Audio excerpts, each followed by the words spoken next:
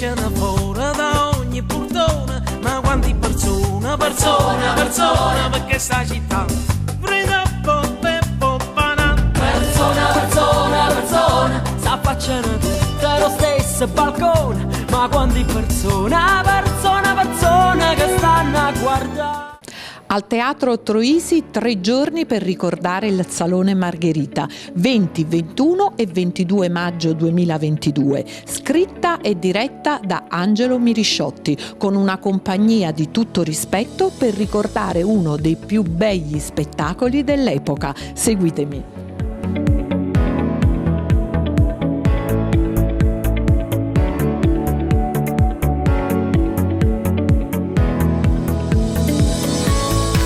Amici in città, eccomi qui al Teatro Troisi per anticipare, per darvi un'anteprima di quello che succederà 3 giorni, il 20, il 21 e il 22 maggio, proprio al Teatro Troisi. Ci sarà il Salone Margherita e io sono veramente felicissima. Ho qui parte della compagnia e soprattutto il regista autore di questo, che è il famosissimo Angelo Roio Mirisciotti. Angelo, con te dobbiamo assolutamente fare la storia e come nasce questo spettacolo del Salone Margherita, perché naturalmente parliamo del 1929 e di una parte che ci rappresenta naturalmente la nostra cultura, la nostra storia, quella napoletana. Benvenuto in città con me, che piacere.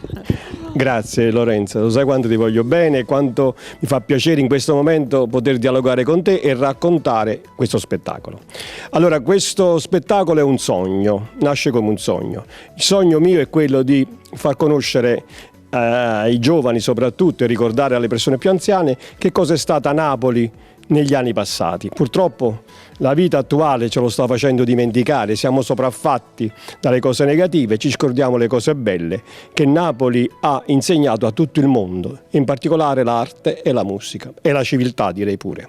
Io racconto Napoli, sul fondo di questi spettacoli di varietà si intravede Napoli con i suoi pregi, i suoi difetti, le sue bellezze, le sue brutture, cercando, così come ho detto prima, di rammentare a chi di dovere, forse anche a chi ci governa e ci organizza, che Napoli, se vuole riemergere, deve percorrere la strada della cultura. Mi racconti 3 punti fondamentali in cui ruota naturalmente lo spettacolo. Perché il 1929? 1929 perché succedono delle cose nel 29. Innanzitutto sul fondo ci sta il fascismo imperante, con i suoi drammi, le sue grandezze, i suoi momenti di caduta, le sue opere fatte bene e quelle fatte male. E io porto in palcoscenico, a simbolo di questo momento, una figura abbastanza emblematica del periodo, la quale un gerarca fascista, il quale servirà per fare da contrappunto a vari episodi della serata. Non voglio dirvi di più perché sarà una sorpresa. Tra l'altro l'interpreta il bravissimo Ermete Ercolano, questa parte, quindi avrete di che ridere. Poi 29 perché non tutti lo ricordiamo, se lo ricordano, il 29, il 3 giugno ci fu un'eruzione del Vesuvio con danneggiamenti notevoli ai paesi vesuviani, in particolare a Pagani e a Scafati. Napoli si mosse come sempre col suo cuore generosissimo per aiutare queste popolazioni terremotate. Tra i tanti benefattori e ricostruttori ci fu anche il giovanissimo Calcio Napoli, 1926 fondato, siamo nel 29 dopo 3 anni dalla fondazione, e capintesta di questa beneficenza fu il centravanti Attila Sallusti, che io porto in scena per ricordare ai tifosi che anche il Napoli ha avuto una storia molto brillante.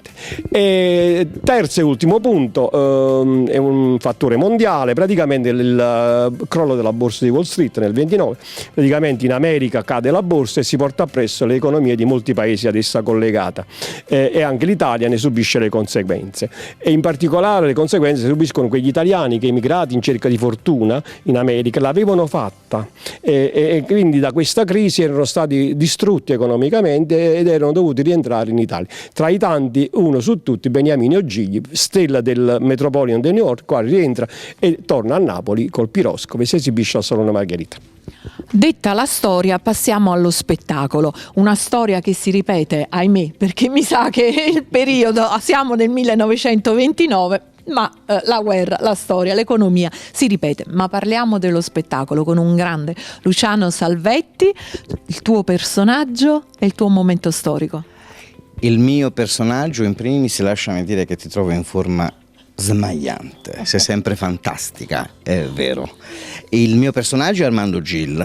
Angelo ha pensato a me, insieme anche a Peppe, hanno fortemente voluto, e di questo io ne sono davvero orgoglioso, sono felice per questo personaggio che è Armando Gil che è storicamente riconosciuto come il primo cantautore italiano, quindi testo e musica, ed è storicamente riconosciuto come tale. Sono molto contento di far parte di questo spettacolo perché ha una sua tessitura storica, quindi sì, è un varietà, però come spiegava benissimo il regista, il mio caro amico Angelo, ha dei riferimenti storici importanti, e quindi è una bella sinergia tra prosa e musica, contornato anche da un bellissimo balletto. E Armando Gil è storia, come i tanti personaggi che si potranno ascoltare e vedere in questo spettacolo, è storia dell'arte napoletana, e sono contento di far parte di questo contesto, di questa organizzazione, e insomma mi fa molto piacere. I ruoli femminili accanto a me di questo spettacolo bellissimo, il Salone Margherita. Partiamo da Roberta Nasti, il tuo ruolo e il tuo momento storico che ti identifica, che ha scelto per te il nostro Angelo. Sì, allora io rappresenterò Teresa Ferrero in arte Isa Bluette, che era una cantante, attrice, soubrette, che io non conoscevo assolutamente, e quindi già solo per questo ringrazio Angelo per avermi fatto scoprire questo bellissimo personaggio, ricco di vitalità, una chanteuse, pieno di paillette, piume, quindi veramente molto molto bello.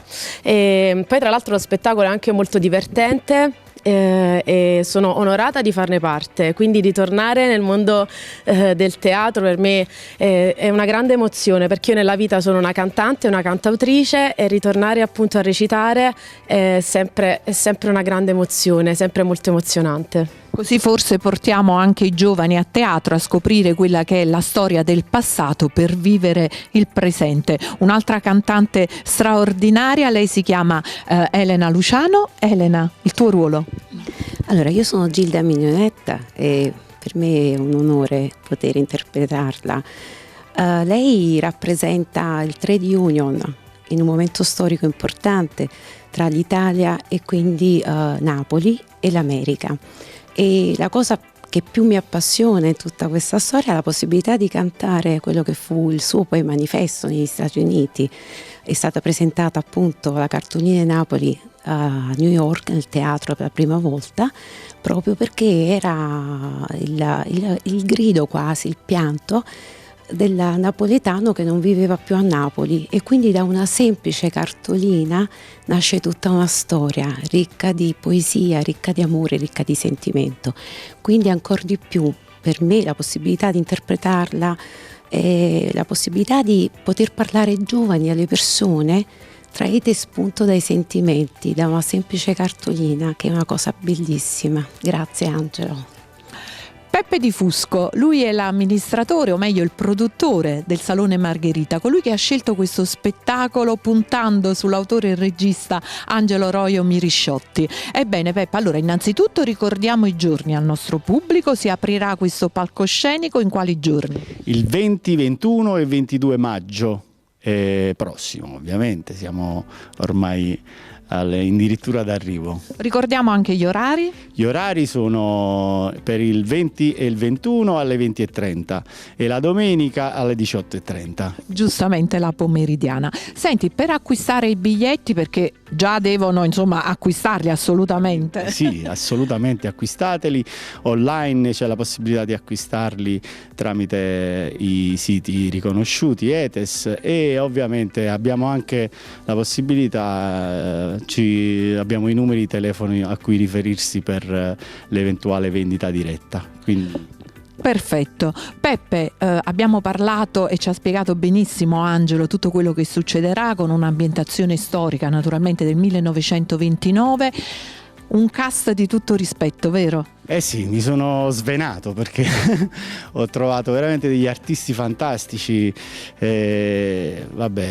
Luciano Salvetti l'avete conosciuto, Alessia Moio, Umberto Del Prete che sarà il nostro Totò, tantissimi altri artisti, Roberta Nasti, Elena Luciano, Ermete, Ercolano, Raffaele Virz, Rosario Sannino. Abbiamo un cast veramente eccezionale. E poi c'è tutto, c'è chi canta, c'è chi suona, chi recita, è tutto il Salone Margherita, e quindi assolutamente vi aspettiamo, amici in città, numerosi. Teatro Troisi, ricordate, i giorni 20, 21 e 22 maggio potete scegliere, l'importante è venire a teatro. Che bello, siete una compagnia bellissima, Peppe, in bocca al lupo davvero, di cuore da parte mia. Crepi il lupo.